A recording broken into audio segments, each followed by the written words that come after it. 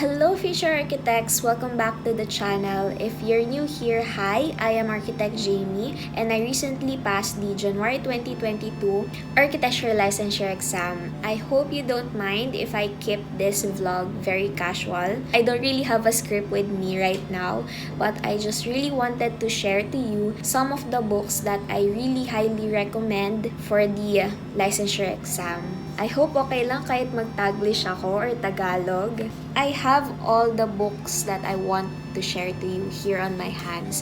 Now, the reason that I don't have the physical books with me or like the books that I have here on my background is because I actually prepared my review materials before the pandemic. And initially, I thought I would be reviewing more on cafes. I could also have used physical books, but instead, I already prepared it on my iPad. So, what I used are digital references. Okay, so here on my hands, I have 12 book recommendations that I would like to share.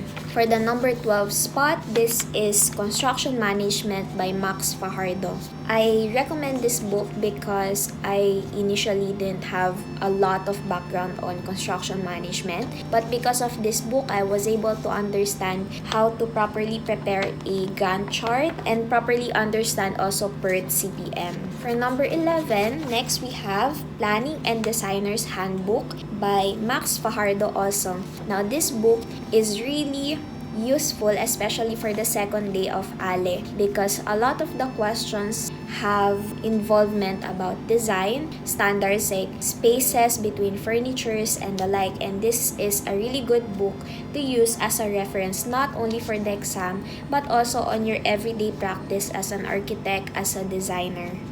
On the 10th spot, we have Architecture, Form, Space, and Order. This is by D.K. Ching. Now, this book really helped me understand theory of architecture because it's really organized. Like, you start with understanding the importance of a dot, and then that becomes a line, it becomes a plane, a volume, and so forth. So yes, thank you kay D.K. Ching. His books are really visual.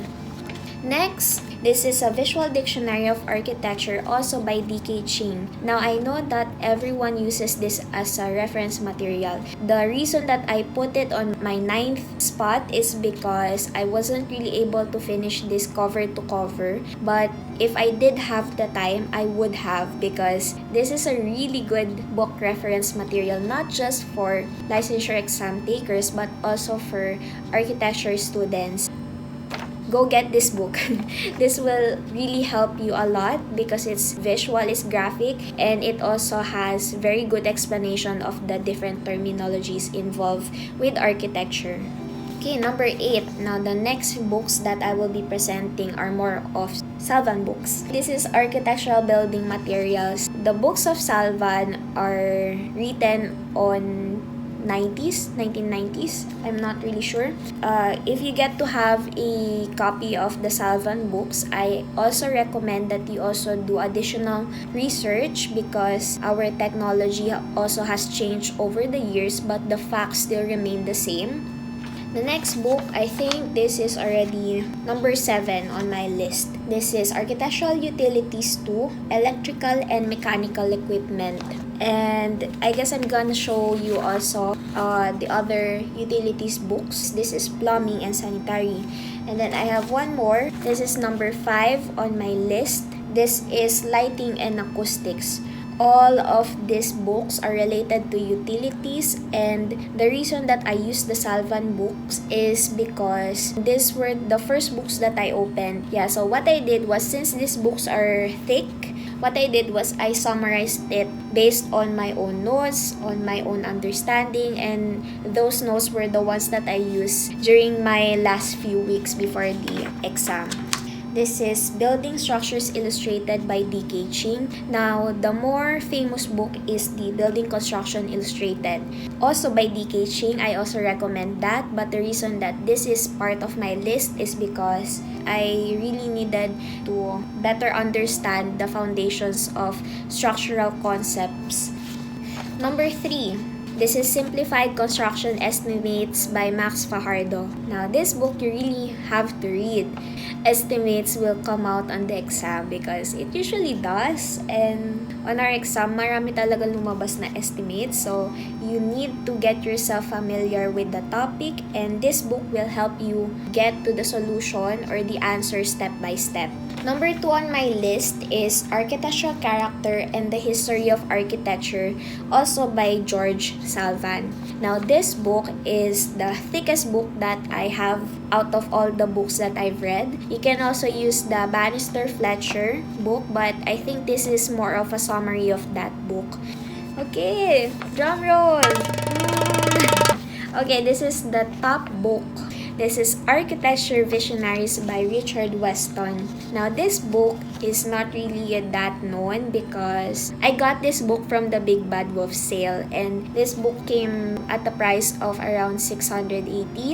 This book shows or mentions a lot of the Pritzker laureates as well, but it also has backgrounds on different known international architects, their philosophies, their works. It has really good print. I wish I could have brought the book with me.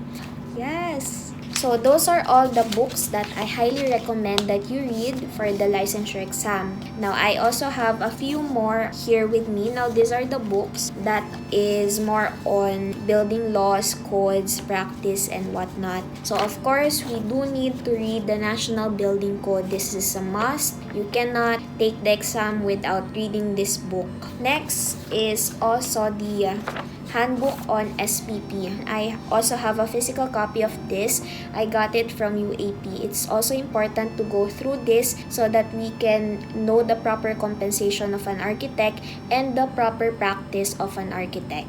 Next is the Fire Code. This is the latest version for the Fire Code. You don't really need to read through this cover to cover. Instead, you can just pick out the important chapters like means of egress, and you can also look for the important figures. Next, I also have different laws. This is BP 220 and PD 957.